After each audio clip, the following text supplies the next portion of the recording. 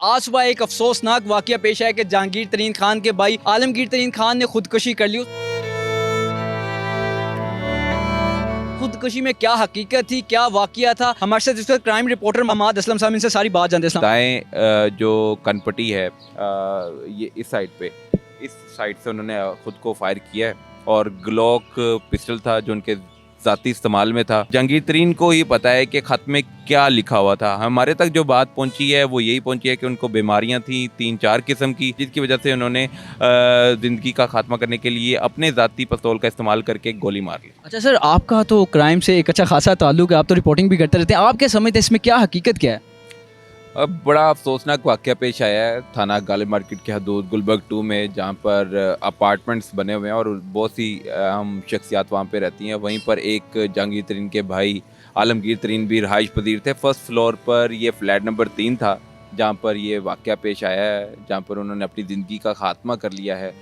इब्तदाई रिपोर्ट के मुताबिक पुलिस ज़राए का कहना है कि वहाँ से पिस्तौल भी बरामद कर लिया गया है, वहाँ से एक तहरीरी नोट भी बरामद कर लिया गया है, जिसमें उन्होंने वाज़ेह तौर पर लिखा है कि ये सुसाइड जो वो कर रहे हैं इसका कोई ज़िम्मेदार नहीं है। वो अपनी बीमारियों से तंग आकर, दिल बर्दाश्ता होकर डिप्रेशन का शिकार थे, जिसकी वजह से उन्होंने ये इंतहाई ऐसा कदम उठाया जो बंदा सोच भी नहीं सकता और अपनी ज़िंदगी का उसने खात्मा कर लिया।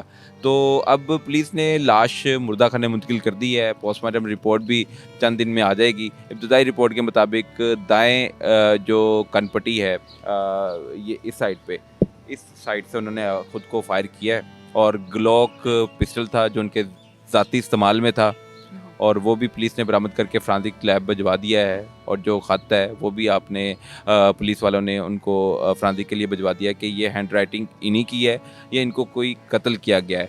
ताम ये जो कत्ल वाला पहलू है इसको देखने के लिए इन्होंने पोस्टमार्टम रिपोर्ट के हवाले से जो इंकशाफ था कि इनको पोस्टमार्टम करवा लिया जाए और फिर इंकशाफ सामने आता है या नहीं आता, क्लियर हो जाएगा कि इसको माराया गया है या सुसाइड किया। अगर सुसाइड किया तो इसका जीएसआर टेस्ट भी होगा। पोस्टमार्टम रिपोर्ट का अब इंतज़ार है कि उसमें क्या वजह सामने आती है। और जीएसआर टेस्ट ऐसा है, गन शॉट रेजिड्यू, जब भी बंदा कोई फायर करता है खुद को मारना है तो सुसाइड तो तभी है जब खुद को बंदा फायर करे। तो ग्लॉक पिस्टल 9mm का पिस्टल है, उसने खुद को कनपट्टी पे रख के फायर किया है। तो उसका जीएसआर टेस्ट भी पुलिस कहती है कि हम करेंगे कि क्या इसके हाथों में वो बारूद के ज़रात आए हैं क्योंकि फायर किया है। तो अगर वो बारूद के ज़रात उनके हाथों में पाए जाते हैं तो यकीनन फिर उन्होंने खुदकुशी की है। अगर वो नहीं आते, पोस्टमार्टम रिपोर्ट में आ जाता है कि ये फायर किसी और से लगा है या कोई ग्लॉक पिस्टल का नहीं है, किसी और पिस्टल का फायर है, तो उसके मुताबिक भी फिर तहकीकात आगे बढ़ाई जाएंगी। अभी पुलिस की तरफ से अब सीसीटीवी फुटेजेस कलेक्ट की जा रही हैं क्योंकि अपार्टमेंट्स के इर्द गिर्द फुटेजेस भी हैं, वो भी देखी जाएंगी। इन्वेस्टिगेट किया जाएगा कि कौन कौन रात गए तक उनसे मिलने आता रहा, क्योंकि ये सुबह सवेरे ये वाक़या पेश आया तकरीबन 8 से 10 बजे के दरमियान, क्योंकि ये 11 बजे अपने होटल से रूटीन के मुताबिक उठते थे अपने अपार्टमेंट में और जो इंतज़ामिया होती है उनको कॉल करके चाय सबसे पहले मंगवाते थे चाय पीने के लिए। तो 11 बजे तक जब स्टाफ ने कहा कि आज चाय के लिए किसी ने बुलाया नहीं और कॉल भी नहीं की गई, तो वो तशवीश उनको लाहक हुई और वो गए और वहाँ पर जाके देखा कि दरवाज़ा नहीं खोल रहा कोई भी। तो साथ वाले बेडरूम से, साथ वाले अपार्टमेंट से पुलिस और स्टाफ जाते हैं और उनकी बालकनी से देखते हैं कि डेड बॉडी एक सामने पड़ी होती है। तो वो डेड बॉडी आलमगीर तरीन की थी और वहाँ से अद्वियात भी मिली हैं। वो अपनी बीमारियों में शदीद इस बड़े पैमाने पर ये गोलियां थी वो इस्तेमाल करते थे और गोलियां नशावर सोने के लिए भी इस्तेमाल करते थे और जो ट्रीटमेंट था उनको मुख्तलिफ बीमारियां थी जिसकी वजह से उन्होंने अपनी ज़िंदगी का खात्मा किया। अच्छा, हमारे पे कोई मुलाजमीन के बारे में भी कहा जा रहा है कि उनका भी कुछ है, उन्हें तहवील में भी ले लिया शायद। नहीं, ये तकरीबन 6 मुलाजमीन हैं जिनको तहवील में नहीं लिया गया, लेकिन उनसे इंटरोगेट किया गया है कि जब गोली चलाई गई तो क्या वो गोली की आवाज़ आपने सुनी। और बड़ी अफसोस वाली बात है एक कि जो अपार्टमेंट्स में साथ वाले अपार्टमेंट वाले हैं, कमरे में जो 2 भाई रहते हैं या इर्द गिर्द जो वहाँ पर रहाइश पजीर है और जो स्टाफ है, उनमें से किसी एक ने गोली की आवाज़ ही नहीं सुनी। अब समझ नहीं आ रही कि गोली की आवाज़ ना सुनना या सही बात ना बताना पुलिस को ये अब इन्वेस्टिगेट करने के लिए पुलिस ने तहकीकाती टीम भी तश्कील दे दी है। CCP लाहौर ने फौरी तौर पर कहा है कि इस वाक़े की तहकीकात अमल में लाई जाएँ, और दूसरी तरफ फ्रांसिक लैब की तरफ से वो शवाहिद इकट्ठे कर लिए गए हैं और उनको मज़ीद जो फ्रांसिक रिपोर्ट है वो भी चंद दिनों में आ जाएगी। फिर वाज़ेह तौर पर सामने आ जाएगा कि क्या वजह थी, क्या एक्चुअल मामलात पैदा हो चुके थे जिसकी वजह से उन्होंने इंतहाई ऐसा कदम उठाया। शायद उनकी शादी भी थी कोई अगले माह। शादी वाली बात नहीं है ठीक, मगर यह है कि उनकी शादी हुई नहीं थी। अगर एक बंदे ने शादी की नहीं हुई तो वो इस उम्र में आके बीमारियों में जकड़ा हुआ बंदा कैसे वो शादी की तरफ जा सकता है।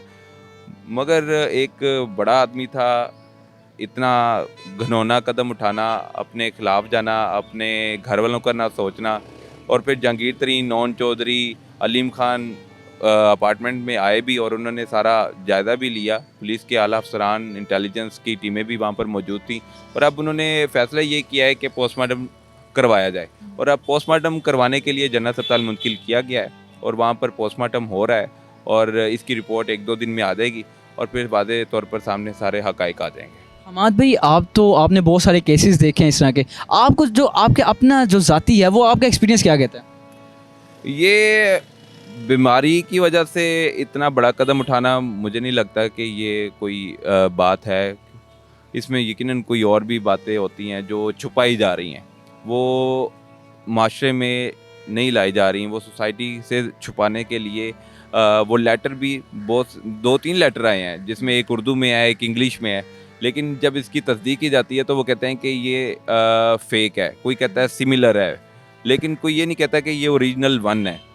तो ये भी शुकूक व शुबात हैं कि वो जो ख़त है उसमें क्या ऐसा लिखा हुआ है। बीमारियों का तो ज़िक्र किया हुआ है, लेकिन और भी उन्होंने कुछ ज़िक्र किया होगा कि ये वजह है जिसकी वजह से मैं ख़ुदकुशी कर रहा हूँ। वो वजूहात सामने लाना पुलिस की भी ज़िम्मेदारी है, लेकिन अभी तक उस लेटर को सील किया गया है ताकि कोई पढ़ ना सके और कोई इंकशाफात उन तक ना पहुँच पाएँ जो घरेलू मामलात हैं या कोई और इशू है, कोई जायदाद का इशू है, कोई और मामलात भी हो सकते हैं।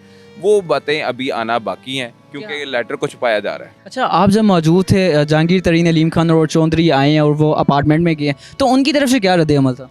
बिल्कुल उन्होंने बात नहीं की, वो आए हैं, गाड़ी अंदर गई है और अंदर जाकर जो पुलिस के जो छोटे मोटे रैंक के मुलाजमीन होते हैं उनको भी नहीं आने दिया गया। वहाँ पर रसाई सिर्फ सियासी शख्सियात की जो बहुत करीब थे जहांगीर तरीन के, उनको बुलाया गया, और जो आला अफसरान थे उनको बुलाया गया। जो SPs, DSPs, SHOs और इवन के जो गनमैन थे सबको ग्राउंड फ्लोर में रुकने का इशारा किया गया और किसी को ऊपर जाने की इजाज़त नहीं दी गई। और ये बात अब CCP और DIG ऑपरेशन जहांगीर तरीन को ही पता है कि ख़त में क्या लिखा हुआ था। हमारे तक जो बात पहुंची है वो यही पहुंची है कि उनको बीमारियां थी 3-4 किस्म की, और उसका इस्तेमाल गोलियों का करने के बावजूद भी हालात बेहतर नहीं हो रहे थे, उनकी तबीयत बेहतर नहीं हो रही थी और ना ही वो बीमारियां ख़त्म होने का नाम ले रही थी, जिसकी वजह से उन्होंने ज़िंदगी का खात्मा करने के लिए अपने ज़ाती पिस्तौल का इस्तेमाल करके गोली मार ली। आखिर में हमाद भाई बस ये बता दें कि जो टीम तश्कील की है उनमें कौन कौन से अफसरान हैं?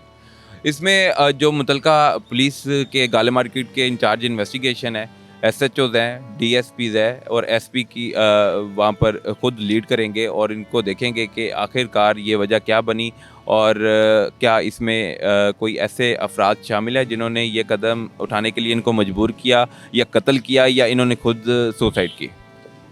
हमाद असलम साहब हमारे साथ मौजूद थे जिन्होंने सारा कुछ बताया कि आखिर इस मामले के पीछे क्या हकीकत है और क्या क्या चीज़ें जो आने वाले वक्त में सामने आ सकती हैं। अपने मेज़बान को दीजिए इजाज़त। अल्लाह निगहबान।